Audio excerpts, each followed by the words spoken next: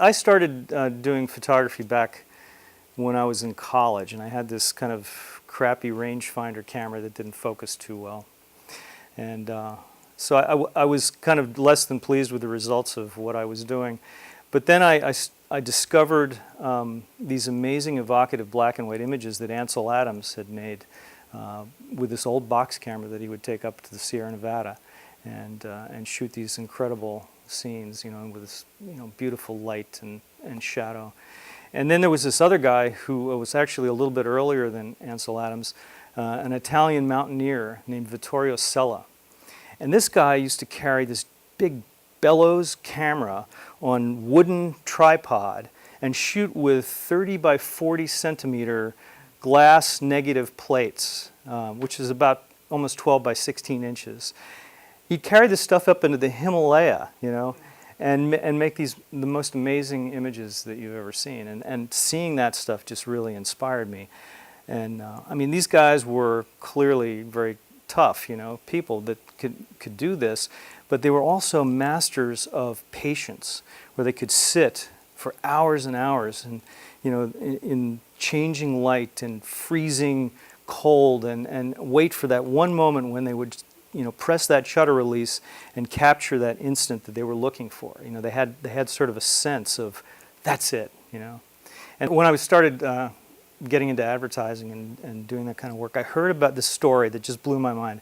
It was about a photographer named Irving Penn who was doing, this was probably back in the 1960s, he was doing a fashion shoot in the south of France for Harper's Bazaar magazine.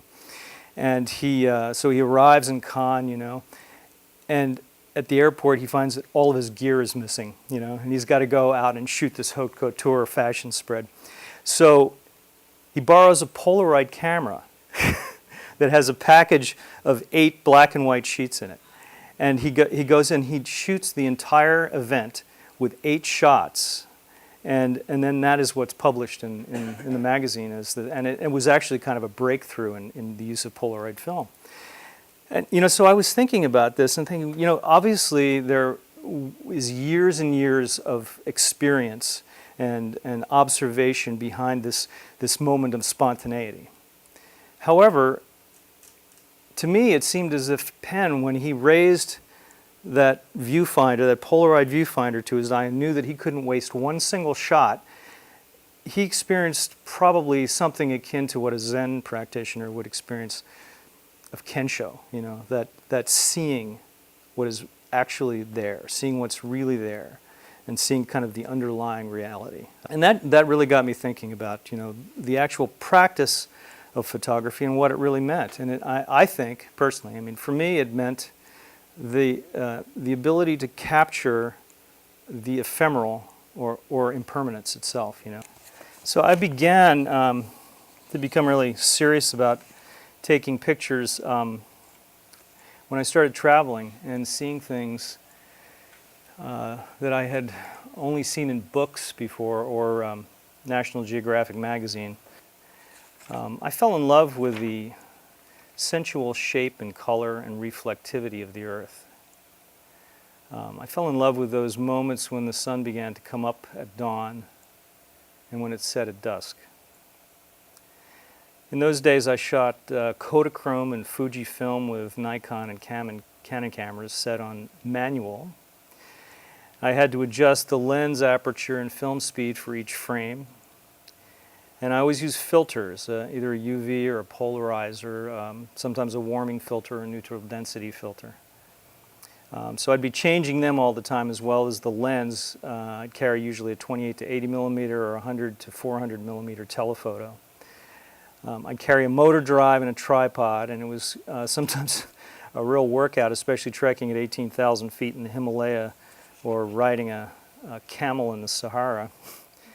And there was no instant gratification. I didn't even get to see the exposed film until I got home and had it processed. Mountain light particularly fascinated me. And depending on that light, mountains could look kind of romantic, or they could look kind of alarming in the light of day. I was amazed at how you could stand in one spot and watch it change minute to minute, sometimes second to second. Um, and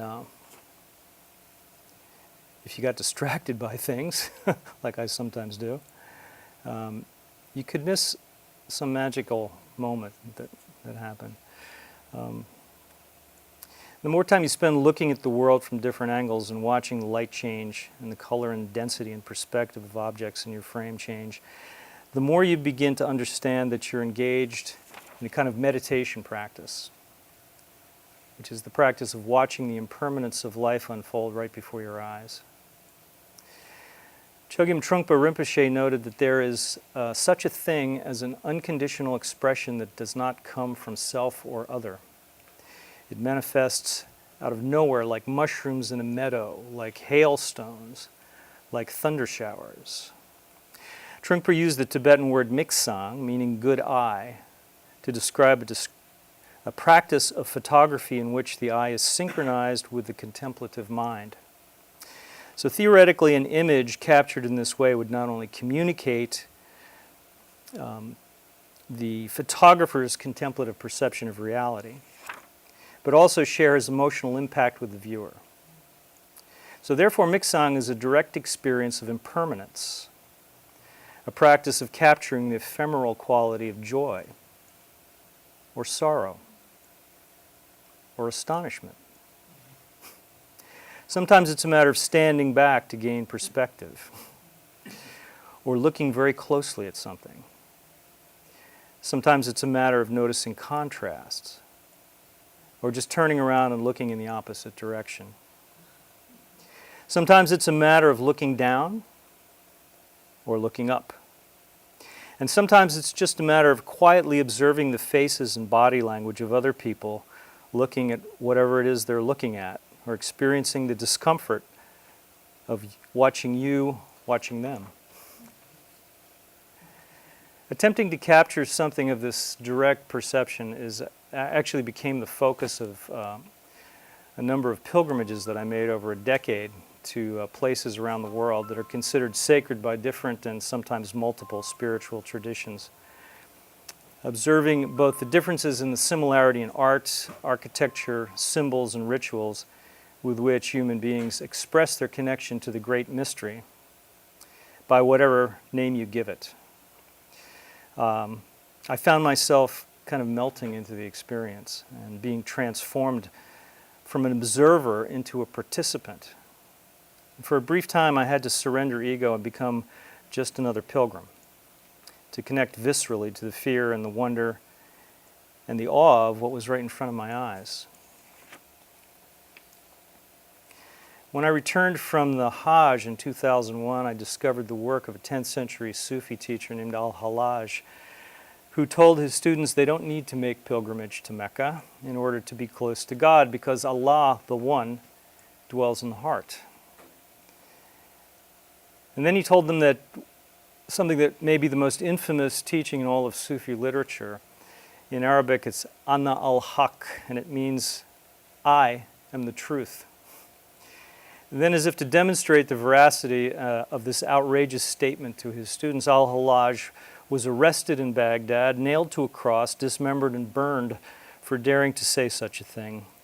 But he knew the truth of impermanence is indisputable and demonstrable, because we are that truth. So I think that's an inspiration worth sharing.